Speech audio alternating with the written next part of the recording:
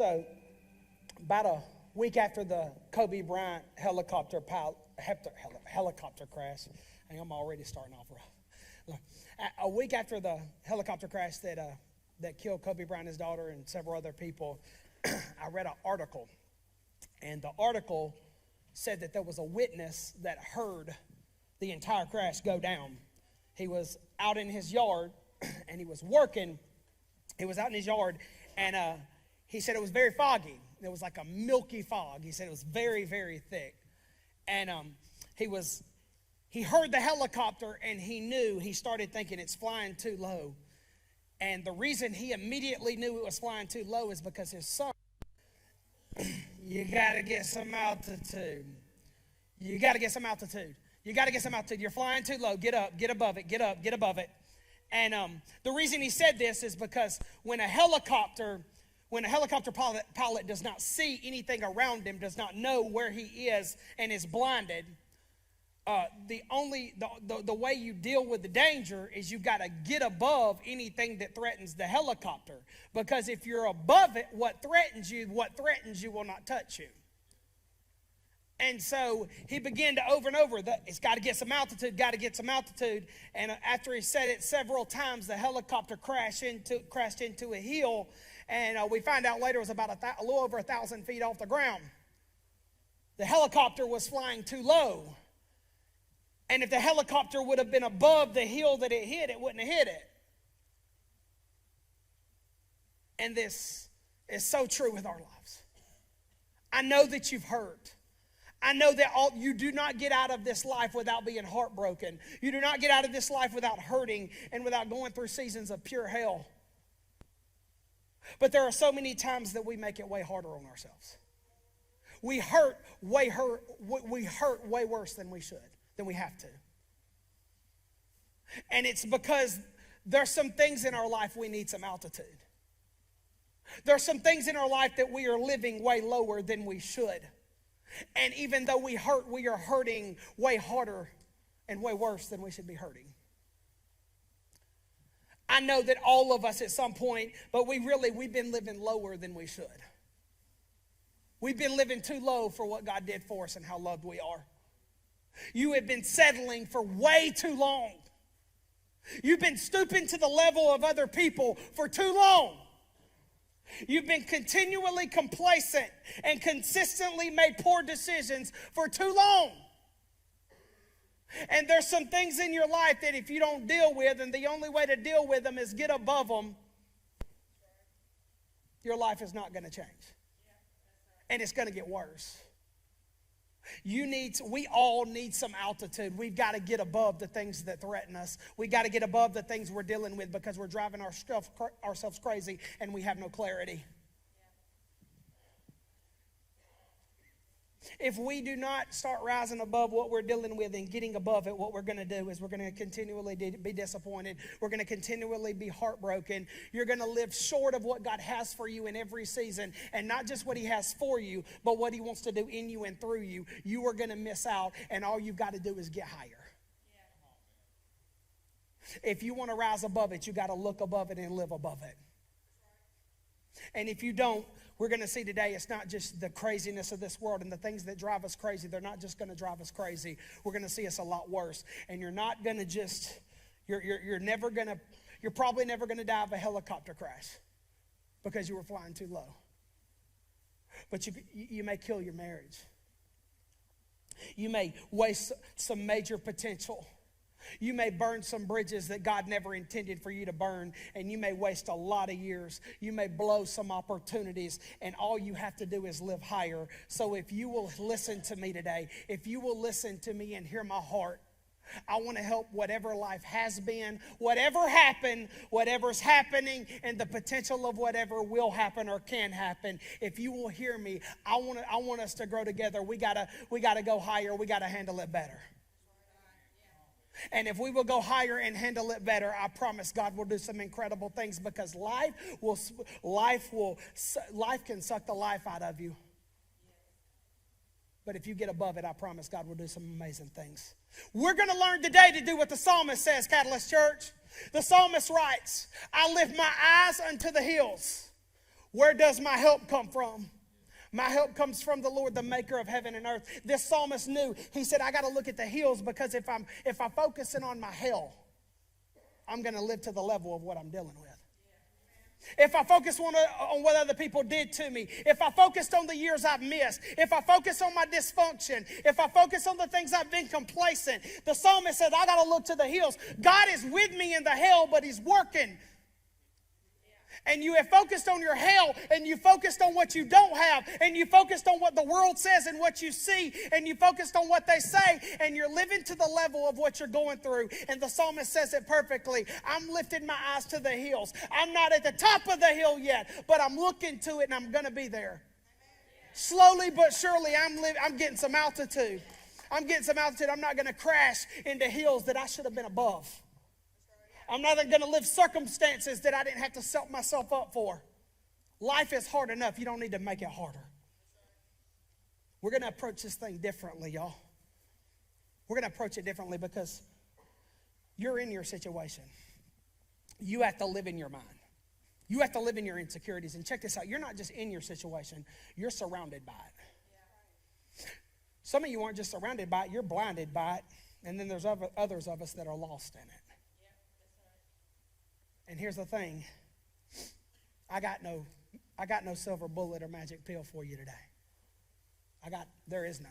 Life is hard as hell. But I can show you how to not live in it and settle for it anymore. And slowly but surely get some altitude in your life. I hope that this Why We Crazy series has helped you. Has it helped you? Has God, I hope that we've been able to sow some seeds that will grow in your life and help you change the way you see some things. I hope we've really been able to. And as the finale today, I want to finish this series with a finale message entitled The Makeup. And before I do, I want to look back there. Are we good online, y'all? Facebook good? Yeah, thumbs up. I want you to share this video, #WhyWeCrazy finale. We're going to get it out there. We got the tech issues fixed, we think. Share this, get it out there. We are going to finish this series off strong. We are not going to continue to be driven crazy, because it even gets worse if we don't decide to focus on what God's called us to focus on. The makeup. I was Googling the word just to refresh myself this week. What is your makeup? Your makeup is what makes you you. The good, the bad, the quirks, the sensitivities, the things you're good at, the things you're bad at, the things you're really bad at,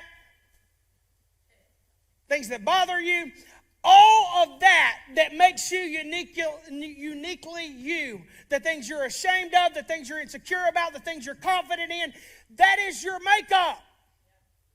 That is who you are. That is who God created you to be. And today, I want to finish this series out. You've got to get some confidence in your makeup. Because if you're not confident in your makeup, everything else is going to make you up. Everything we've talked about in this series, the worries and stress of life, what other people say, what you see in everybody's story, you will never be you until you figure out who you are and you become confident in it. So today I want to finish this thing. You need some confidence in who God created you to be until you go higher and figure out who you are and decide to settle for nothing less of what anybody says but what God says. You are never going to rise above anything, and you're never going to truly be who you are. A lot of you people may say you're fake. You're not fake. You just hadn't figured out who you are yet. Just hadn't figured out who you are. And your focus is off. Your focus is all off. Matter of fact, my point today is this. You become what you focus on. Last week I told you that I just popped this out at the end of worship, and I liked it because I said that your life will be what you build it on. Your foundation, right? Your foundation is what you focus on. Your foundation is what you focus on. That's not in your notes. So if you want to write that down, you can. Your life will be what you build it on. Bad things happen, but for the most part, your life is going to be the foundation that you build it on. And your foundation is what you focus on. And what I want to show you today is you've been focusing on things. You've been focusing on your insecurities. You've been focusing on your insecurities. You've been focused on what everybody else says. You've been focusing on things that don't matter. You've been focusing on things that are unimportant. You've been focusing, trying to be everything that everybody wants you to be, trying to make everybody else happy. You've been focused on your career. You've been focused on bad things, good things that aren't great. And eventually, what drives you crazy, you will become what drives you crazy. You will become what you're focused on if you don't learn who you are and who God created you to be, and you don't rise above it. Rise above what life can throw at you. So I want to take you to the scripture. I want to start with this verse right here today, because we're not going to become what we focused on, Catalyst. We are going to take back the years that have been robbed from us trying to be somebody else. We are going to take back the years that we have not focused, and we are going to refocus today, because God has got something for us, and we've got to refocus on what He's called us to be, and who He's called us to be. Y'all ready? 1 John chapter 2, the disciple, he was a disciple of Jesus, John wrote this book as well. He says this, for the world offers... It's a guy that, by the way, he lived longer than any other of the disciples. He lived to like almost 100 years old.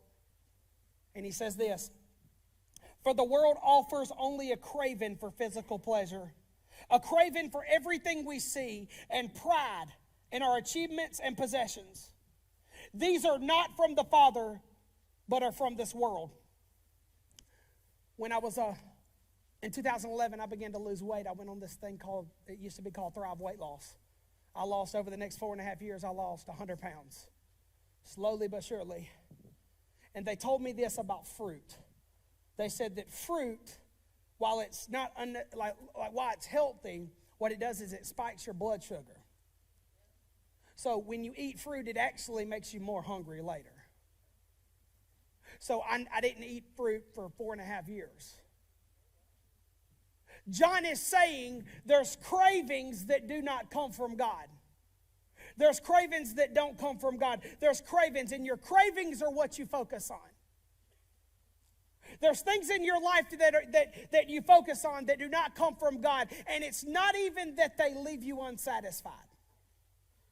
John is saying they don't come from God, they come from the world. And the worst part about craving things and being focused on things that don't matter is not they leave you empty, it's they leave you frustrated and more empty than you were.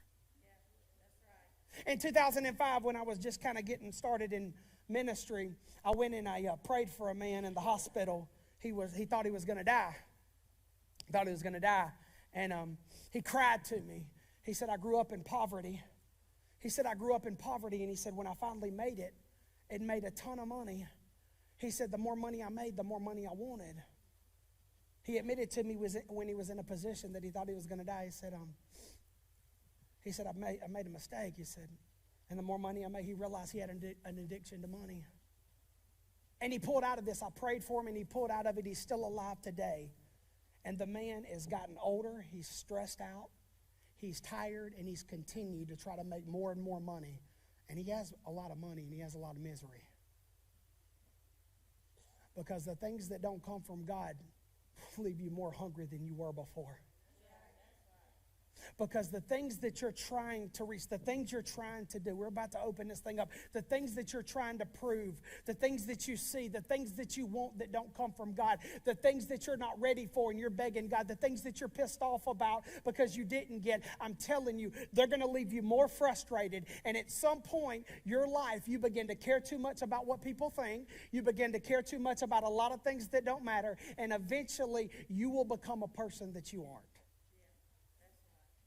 You will become what drives you crazy. You will become the selfish person that when you were in school, they're a snob. No, you become somebody that you're not. At some point, your priorities get so messed up, craving things that leave you empty, you begin to care about all the wrong things, and before you know it, you've become what you focus on. You've lived to the level of what you focused on for too long, and before you know it, you're living a lie. You hadn't figured out who you are. and you've messed up your priorities and your life has kind of come off the rails. Because when you worry for so long about what could go wrong that you never enjoy what's going right, it drives you crazy. When you push people away because you're pissed off at your spouse who left you. You're pissed off at your parents for what they did to you. At some point, when you push enough people away because you're projecting on the people that love you, your anger and hurt at the people who left you, you change. It changes you. It changes you. Drama has been so normal in some of your lives that when you have some peace, you have to stir crap up because you're not used to peace, because your entire life you've been in survival mode, living beneath what God called you to live. You have no altitude, so you're comfortable with chaos. So you know what you do when it's normal? When you actually start to get some wholeness, you don't like it because you're not used to it. You become somebody you're not. When you spend your life slobbering, like we talked about, over somebody else's story, you're never going to be satisfied comparing your story to somebody else's. You know why? There may be similarities to your story and somebody else's, but their story isn't yours. You've been through some things they haven't, and your results aren't their results. And you spend your life comparing your story to theirs, and before you know it, you've lost so much. And you become a person you were never meant to be. And all you got to do is go higher. You become somebody, you're so stubborn that you'd rather run into a bunch of brick walls in life than listen to somebody and admit you were wrong. And you're so stubborn. And today what I want to do, Catalyst, is you need some confidence. You need some confidence not just in God. You need some confidence in yourself and who God created you to be. And if God can use me today to give you some confidence in who you are and who God created you to be, you will start handling the crap differently and it won't drive you crazy anymore. And you can actually live above the crap that'll happen because life will hit you hard enough. You don't need to make it worse. The only solution is to start figuring out who you are. And we're going to get some altitude. I want to take you to Jesus. I want to give you a promise that Jesus gave that the reason a lot of us don't have is because we don't practice it. And the only way to practice this promise is to have the perspective and the confidence in what he was trying to say. And it's still a promise to us today. It's in John 14. He's about to go to the cross. They're coming for him. They're coming for him, and he's got a few more moments with his disciples, and he gives this promise that is still true for us today, and the reason we don't have the peace that he promises is because we don't practice it, we don't have that perspective, and we dang sure don't have the confidence in it. And I want to take you to John chapter 14. I want to start at verse 27. Jesus says, I am leaving you with a gift. What's that gift? Peace of mind and heart. He's about to explain to them so they can have the peace. He's about to give them the perspective so they can have the peace. He said, I'm leaving you with peace of mind and heart. And the peace I give is a gift the world, say that with me, cannot give. The cravings of the world, as John said, will drive you crazy. They'll make you act like somebody you aren't. They'll make you seek things that will never satisfy. It will leave you empty. We're going to see what this looks like. And he says, but I give peace. And then he says, so don't be troubled or afraid. Remember what I told you. I'm going away. He said, I'm about to go to the cross. But I will come back to you again. If you really love me, you would be happy that I'm going to the Father who is greater than I am. He said, I've told you these things before they happen, so that when they do happen, you will believe. I don't have much more time to talk to you because the ruler of the world approaches. He says, they're coming for me. And then he says this, they have no power over me. But I will do what the Father requires of me, so the world will know that I love the Father. And then he said, come. Let's get going. He lets them know, we have preached that for so long. Peace I give you. He said, I'm giving you peace, and here's the perspective to get the peace. He says, they're coming for me. Guys, I'm about to die. Things are about to get crazy. Things are about to get a lot harder. And he said, they're going to kill me. He said, I want you to know they're going to kill me. But they're going to release me. Because I'm coming back. I'm not done. And he says, they're coming for me. And he says, I want you to know it's going to feel like you're losing. And even after he ascended, came back from the dead and ascended, they still, all of them died terrible deaths. But he said, remember this, they have no power over me.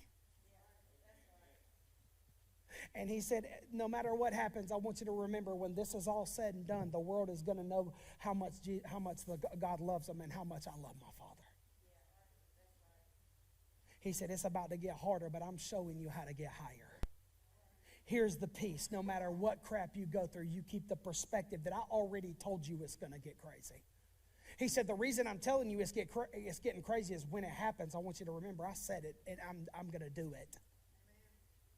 Catalyst Church, Jesus is reminding us 2,000 years later, he's reminding us that no matter how many doors close, no matter how many people leave us, we don't have to live in that if we will practice the peace that he gave us. If we will have confidence in what he left us with, we don't have to be driven crazy.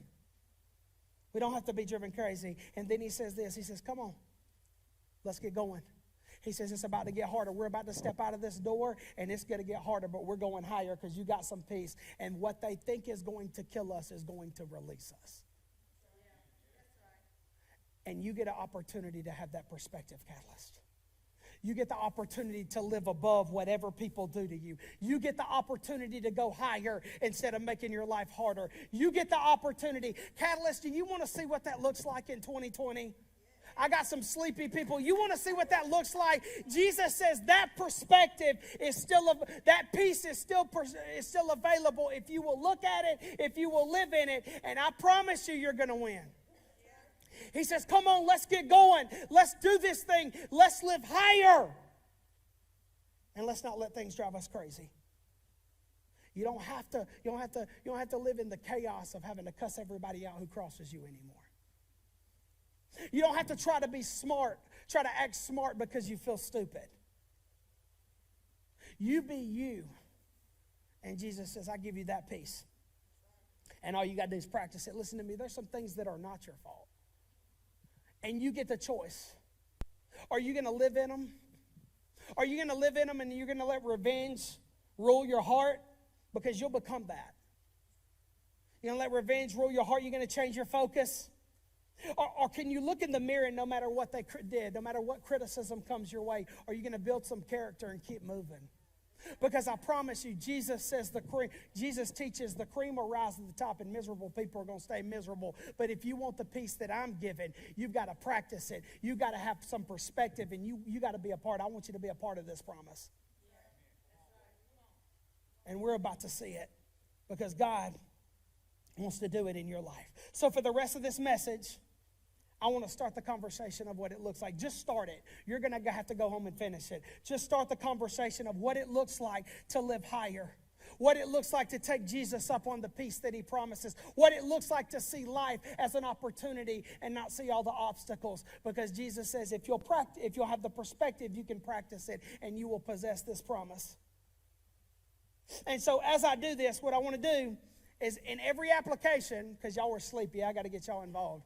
If you didn't fool me, I would think this was like next week when we lose an hour of sleep. Yeah, we lose an hour of sleep. Y'all going to be here too. I'm going to say in between every application, I'm going to say, go higher. And I'm going to say, go higher. Because y'all making me feel bad. Y'all sitting there looking, boy, y'all didn't lose an hour this week. It's next week. Looking like Derek looking at me in the office made me feel like I'm bored. Boring. I guess he has to spend all day with me. You only got to spend an hour and a half. Yeah, thank you, Aunt Shell. A bunch of sleepy jokers. God, dog. Y'all ready? I'm going to say go higher, and y'all are going to say get above it. Ready? Here we go. Go higher. Get above it. Go higher. Get above it. Here we go. I'm about to just practice real quick. I'm going to say something. You can keep being pissed off about what somebody did to you. Your parent, no, not yet. Your parents don't get to define what your life's going to look like. You get to choose it.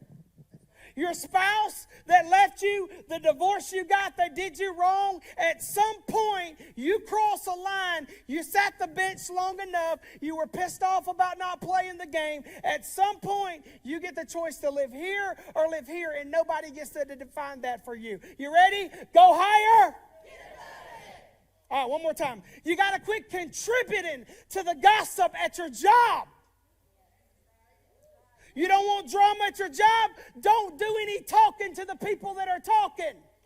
Because when you get caught in the office, oh, now you're waking up. I guess I got to make my intro shorter from now on. Listen to me. At some point, when you get caught in the office and you're able to say, they said it, but I didn't take part in it. And you're finally going to get to see that all it takes not to have a bunch of drama in your life is not contribute to the conversation. So you're mad about your job. Keep working it. Because the Bible says he'll bless you in private. He'll bless you publicly what you do in private. It's all throughout the Bible. If you'll do it for the glory of God, God will show you his glory. Go higher. It's time to get some elevation. It's time to get some elevation. Jesus says, practice the promise of God. You want the peace? See the fact that you're going to win and go win it. They may kill you. They may try to kill everything about you, but they're not going to kill what God does in you if you choose them. Choose it. Look, you may have a superficial relationship with your kids because you're not close to them. You chose it, but you get to choose it now. You can go higher. Pessimistic people do not need a center place in your life. People are dragging you down with their perspective. Oh, but they're a loyal, lifelong friend. Yeah, and they were good for you 10 years ago, but they're not anymore. And Jesus said, you can practice the peace I give you, or you can be around a bunch of negative Nancy's that are going to change your perspective and drag you down, and you're going to hit a lot of hills when you could have been higher and you could have put some distance between you and them. You wonder why you're discouraged? Think about it. Some of you don't need to just clean out your Facebook friends list. You need to clean out your real life friends list.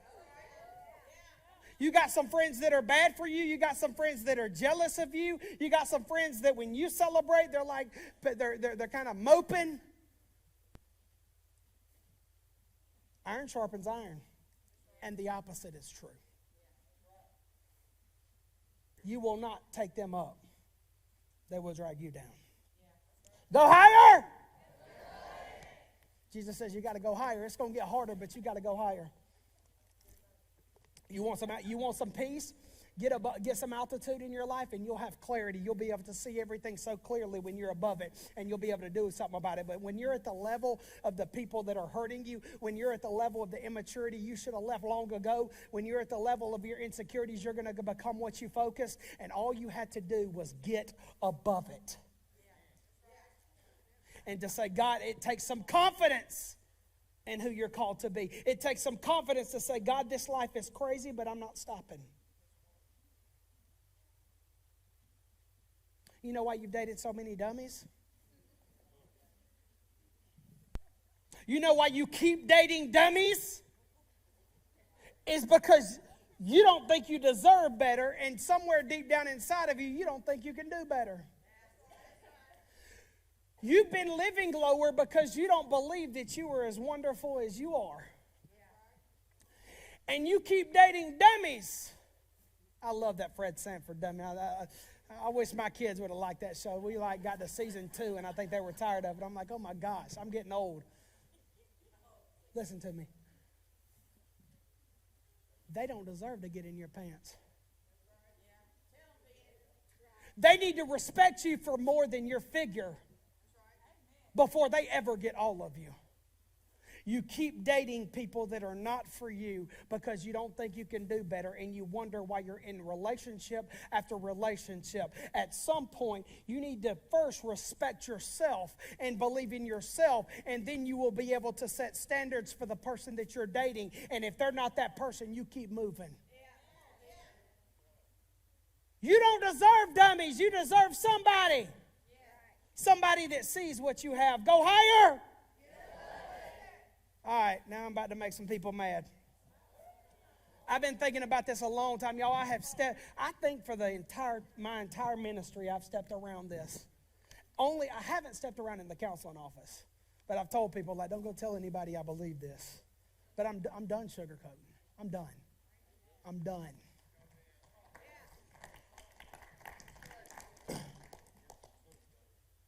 As far as marriage,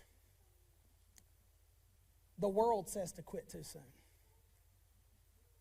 But the church shames you into staying in a toxic relationship too long.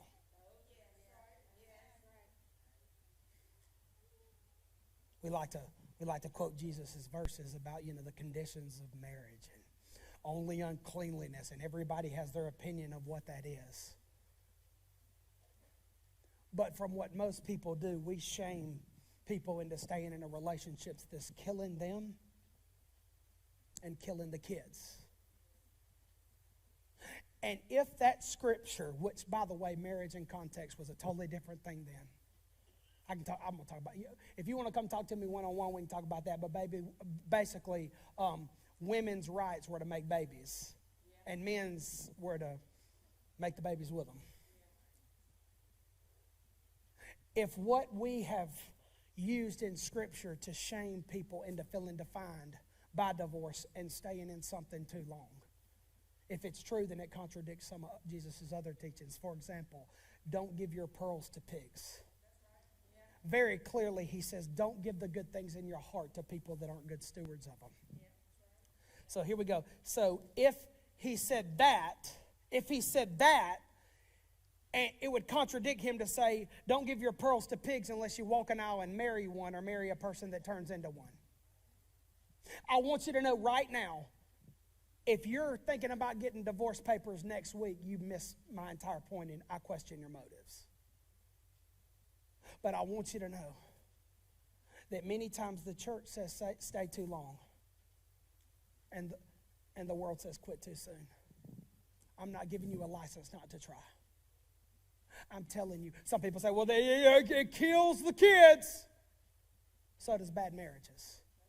Actually, bad marriages are worse. Let me tell you why they're worse. Because if a kid grows up in a toxic marriage and the only example or the biggest example of marriage he has is a bad one, or she has is a bad one, they are going to recreate the marriage you should have walked away from.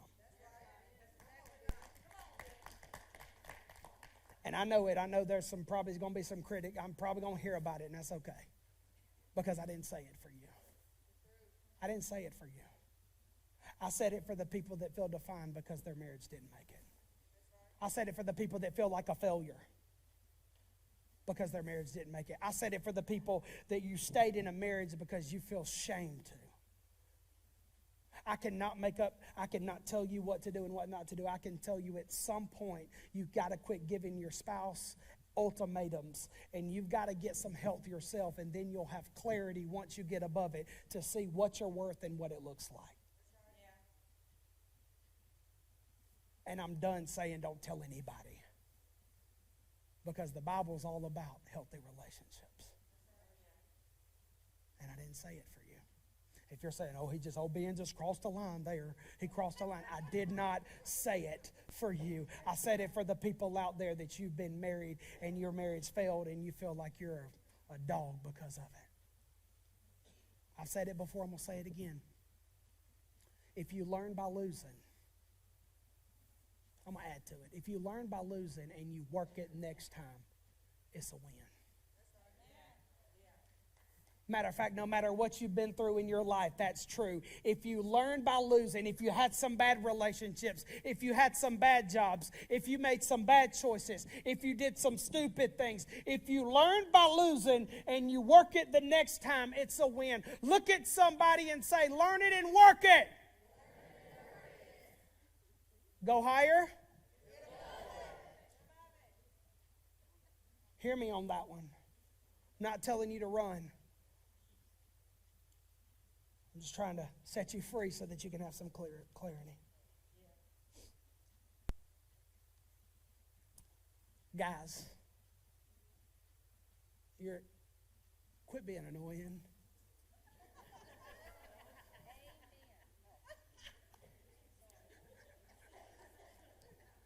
Oh, I'm glad the person that said amen, their husband's not here. I do too. You're not pathetic because you have anxiety, man. You have anxiety because you're a person. And you're annoying not because you're annoying. You've been pretending to be somebody you're not. And it's because we put so much pressure on men to hold back. You can feel the feelings. You can't express the feelings. You can't truly be who you are. You're acting pathetic because you're not truly confident in who you are. And I'm going to tell you something. Your daddy may have left you. Your daddy may have died. Your mama may have been mean as hell. You may have got sexually abused and you swear you're never going to tell anybody. But please don't wait till you're an old man to realize you don't got it like you think you do. Please don't, because you can either let what happened to you, let what you've been through that defined you, let what pissed you off, you can either let it make you be less of a person and live lower, or you can make it, God can use it to make you love harder and live higher and feel deeper. At some point, you've got to admit, I don't have it. At some point, you got to say, I've got to process through this stuff. I've got to quit telling everybody I'm fine. You're going to be 60 years old and you're going to realize you're not. And it's good. You're going to have lost so much time where you didn't have to be stubborn. I'm telling you, a man can be weak. Matter of fact, a real man doesn't mind showing when he's weak. A real man doesn't mind telling his kids, hey, I'm stressed out today. I may be a jerk tonight, but I want you to know it's not you, it's me. And maybe the kids won't have to read your mind based on their insecurities. You're pathetic because you're pretending. You're not pathetic. You're acting pathetic because you're pretending. Bring it all to the table. Go higher. Now, I want to kind of transition here. You got to be a part of the promise. You can't just, to possess the peace of God, Jesus said, come, let's get going. He didn't just say, I want y'all to have faith. I want you to have faith. I want you to know I'm coming back. They're not going to kill me. We're going to win. But then what does he say? He says, come, let's get going. In other words, it's time to not just believe in this promise. It's time to be a part of this promise. It's time to commit to what I've called you to do. It's time to do the dang things, what he's saying. 2020 translation. How committed are you? How high are you willing to go? Are you willing to, if Catalyst is your church home, if it's not, you can put in the blank your church home or where you are happy, or, if you want to leave here because we're too crazy for you, that's fine. Are you willing to bring your family and be a part of this family and grow together and serve? Are you willing to come consistently and say, I want to grow? I don't go to go, I'm going to grow. Or are you just going to come? Are you just going to come when you're not too hungover from Saturday night? Are you going to come when you don't partied up too hard? Are you just going to come when you're not working 60 hours a week and you're just tired this morning? I'm not trying to guilt you right now. I'm trying to say if you grow here, because I'm going to tell you two people that I am proud of. They're single and they're in a season that they can have fun and party it up, and they do, and they work hard and they play hard. Number one is my little brother and my second son, Jacob. Man, they are adventurers. They're in a season of their life. They're single. Jacob is a student at Georgia Tech. He graduates in May. He works some days he works 12 hours studying. That's not including class. The guy is a worker. He works. Brock's got his big boy job. He graduated college several years ago. He drives to Atlanta, and on the weekends, sometimes they party hard. Sometimes they partied up. Matter of fact, sometimes they party out. Brock told me on last Sunday, I was saying, you always show up. I was actually thinking towards this message while I asked him, He didn't know I was looking for a quote, and I got one.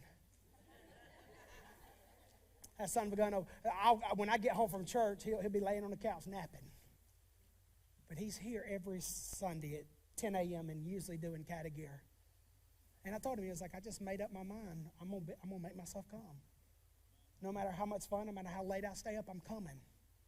Tell you, Jacob, so, he lives in Atlanta going to Georgia Tech. There has been times where Jacob was celebrating a friend or another student's birthday, and he would come on Sunday morning, drive from Atlanta after a long night of having fun. He would drive from Atlanta to be here to do sound. That ain't 10 o'clock, y'all. That's 8:30.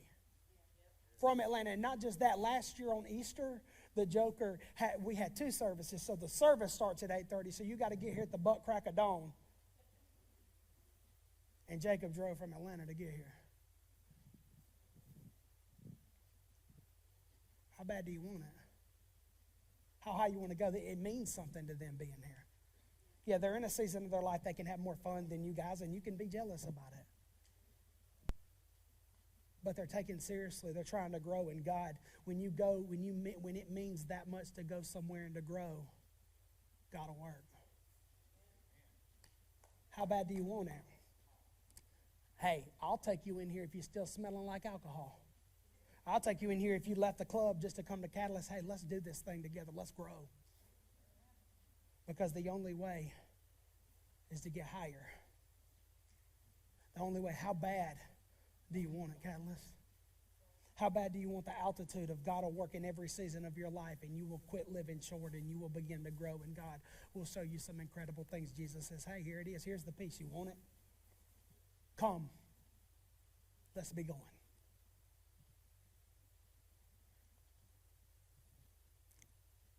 So,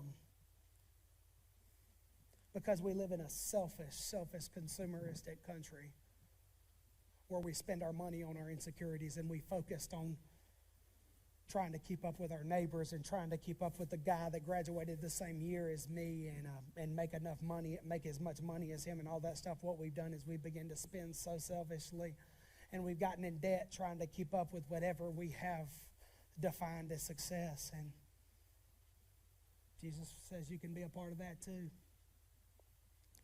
If you want the most generous thing that you're ever able to do to be, make a Facebook public donation where everybody gives because you can't every year on your birthday. Keep doing what you're doing. And you'll become the crazy things that you're insecure about. If you want the most, your money matters. Your time and your talent and your treasure, everything, it matters. And you can give your money. God has called you. That's why Jesus says your treasure and your heart are in the same place.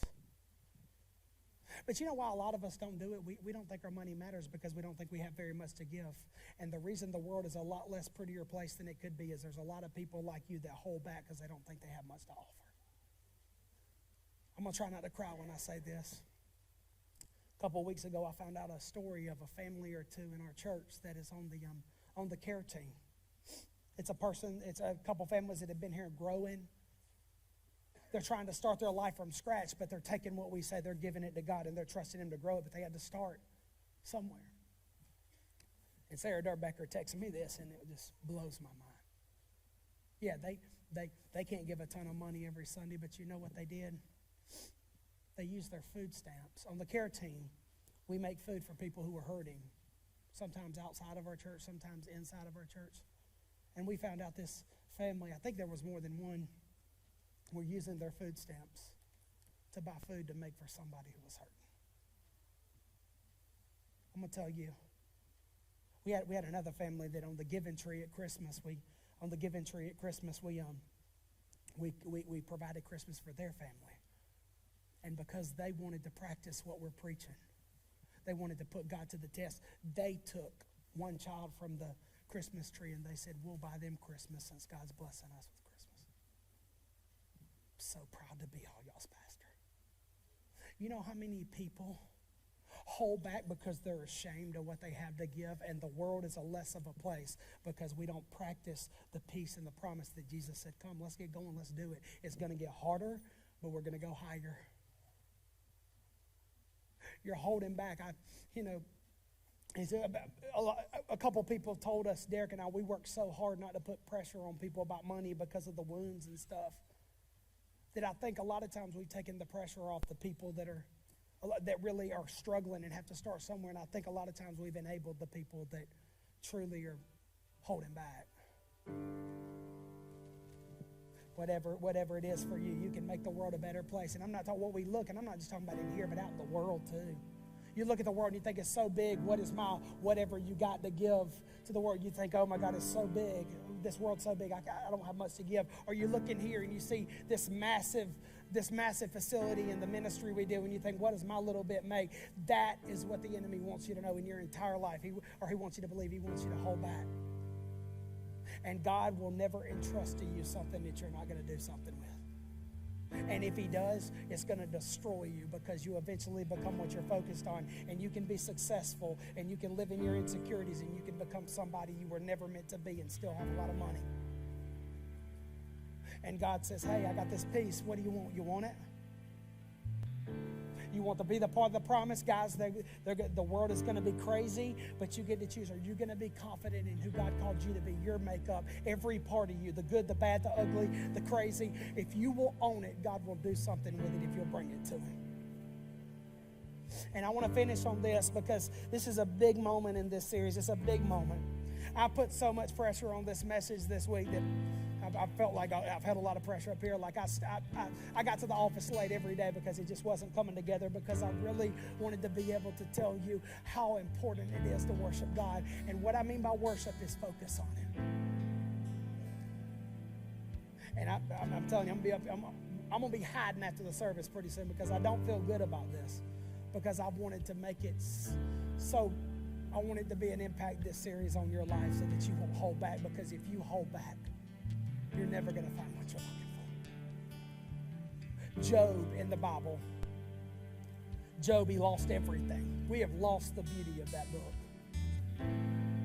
Job lost everything. He lost all 10 children. They died.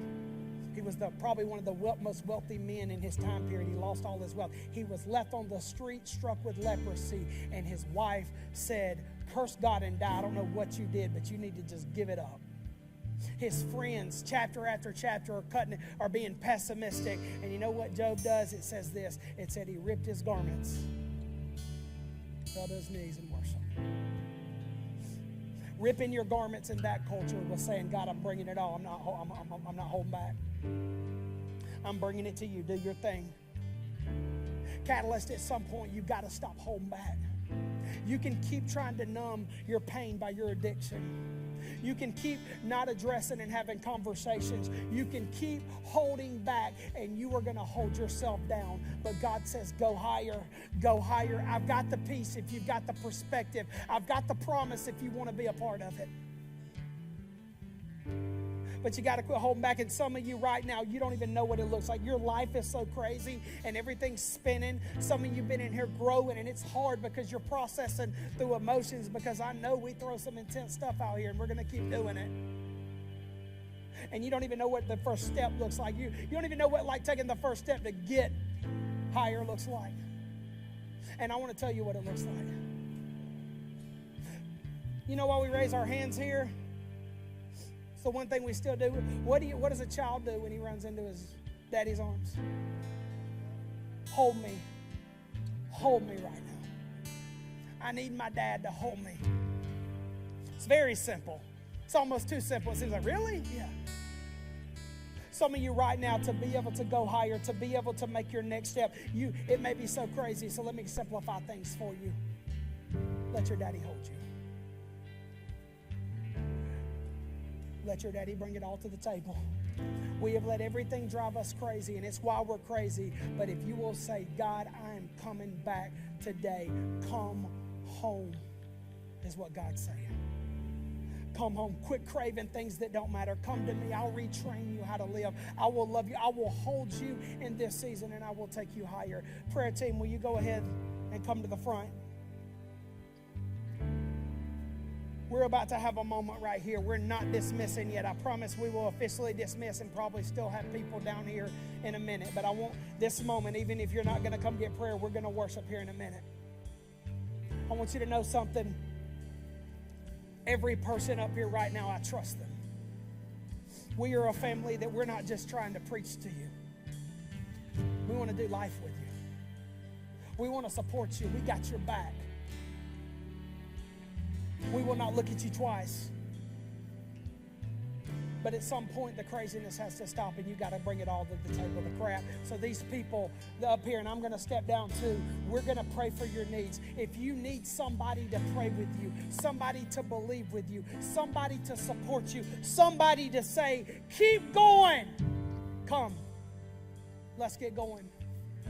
If you need somebody to believe, you're believing for whatever, something, if you're believing for healing, if you're believing for something in your marriage, if you're believing for whatever you're believing for, a job, whatever, we are here for you. And after I get done praying in a minute, we're going to start this song, and we are up here. We will stay as long as we need to show you we're in your corner and to give you some confidence in who you were created to be. Because you're somebody. And it's time for you to realize it. It's time for you to realize it. We're going to worship. Y'all ready to worship one more time in this series? Stand with me. When I pray and when I say amen, bring it. Anybody, bring it. We're going to pray with you. We're going to love on you. We're going to be here as long as we need to be. Lord, right now, we're coming back to the heart of worship. We're not holding back. We are not holding back. We love you, Jesus. We love you, Jesus. We're coming back to the table. We're coming back to the table that we are invited to. And we are not just invited, we are welcome. You made us to be something, and it's time for us to live higher. It's time for us to get some altitude and quit crashing into the things that we don't have to crash into. Right now, Jesus, we are here. We are family. Do your thing.